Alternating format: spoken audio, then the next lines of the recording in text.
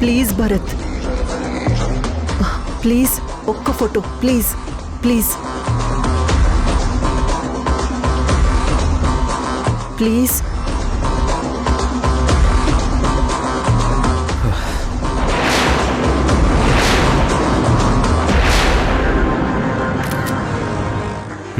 ఇంకా బయలుదేరు.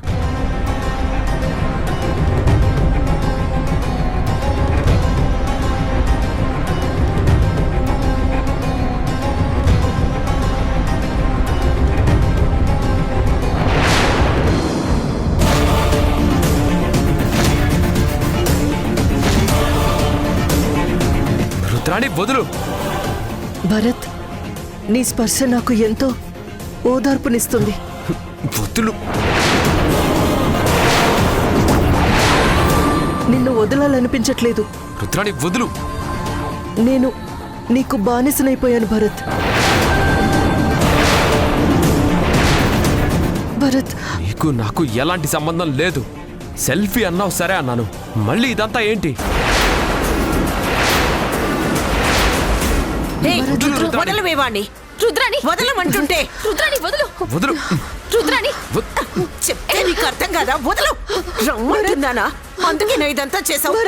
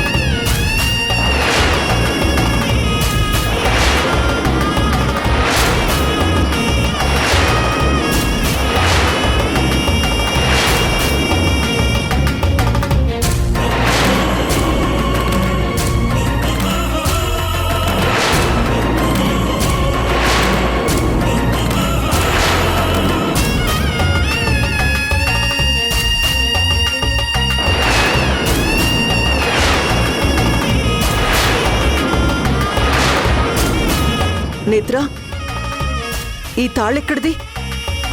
ఇది నా మెళ్ళోకి ఎలా వచ్చింది? ఇది నా మెళ్ళో ఎవరు కట్టారు?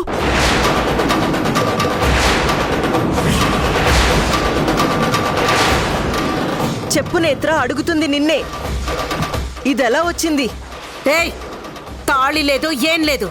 అసలు నిన్ను ఇంట్లోకి రానివ్వడమే తప్పు. ముందు బయటికెళ్ళు. నేత్ర, దీన్ని బయటికి తీసుకెళ్తావా లేదా? తీసుకెళ్ళు. రుద్ర, నేత్ర, పద వెళ్దాం.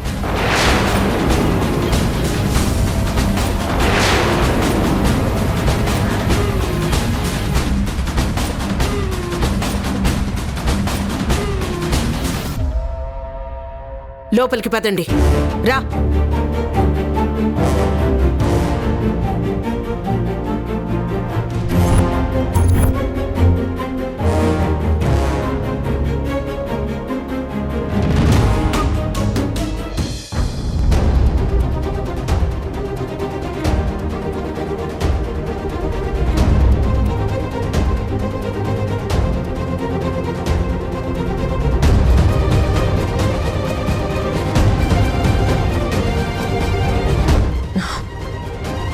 చెప్పు నేత్ర, ఏంటిది? నా దగ్గర ఏదో దాస్తున్నావు. ఎలా వచ్చింది ఇది? రుద్ర, ఇప్పుడు నువ్వు వస్తున్నావా లేదా? రాలేదంటే నా మీద ఒట్టే. పద వెళ్దాం. పద వెళ్దాం.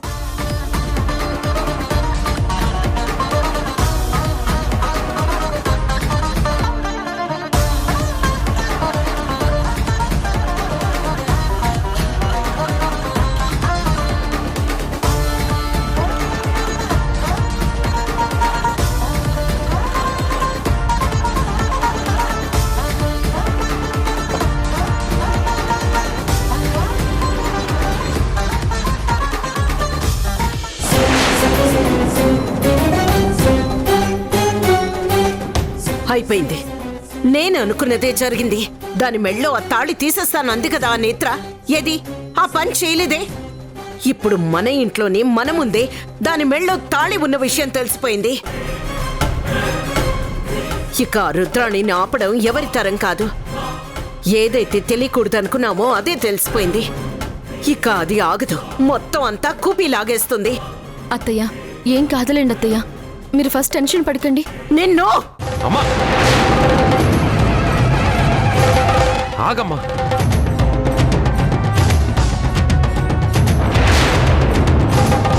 అసలు దీనంతటికీ కారణం నువ్వే.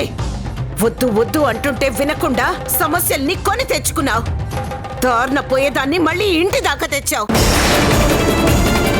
అమ్మా టెన్షన్ పడకమ్మా ప్లీజ్. తన మెడలో తాళి చూసుకుంది, అయితే ఏంటి ఇప్పుడు ఇంకేం చేస్తుంది? రుద్రాణి గురించి తెలిసే నువ్వు ఈ మాట మాట్లాడుతున్నావా భరత్? నీకోసం అది ఎన్ని ప్రయత్నాలు చేసిందో, ఎన్ని నాటకాలు ఆడిందో, మనల్ని ఎంత ఏడిపించిందో మర్చిపోయావా? తాళి కట్టలేదు అంటేనే అంత చేసిన మనిషి మెడలో తాళి పడిన విషయం తెలిసాక ఊరుకుంటుందా? మొత్తం అంతా బయటికి లాగడం మొదలు పెడుతుంది. స్పృహ లేనప్పుడు భరత్ చేత తాళి కట్టించిన విషయం తెలిసింది అంటే అది అస్సలు ఊరుకోదు. మళ్ళీ వెనక్కొచ్చి తీరుతుంది. లేదులేమ్మా, ఆ నేత్ర తనని తీసుకొని వెళ్తుంది కదా.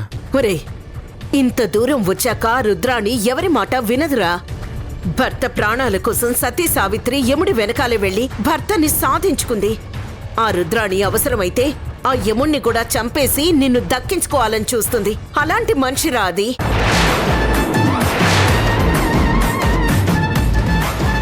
అసలు ఈ పాటికి నిజం తెలుసుకునే ఉండుంటుంది.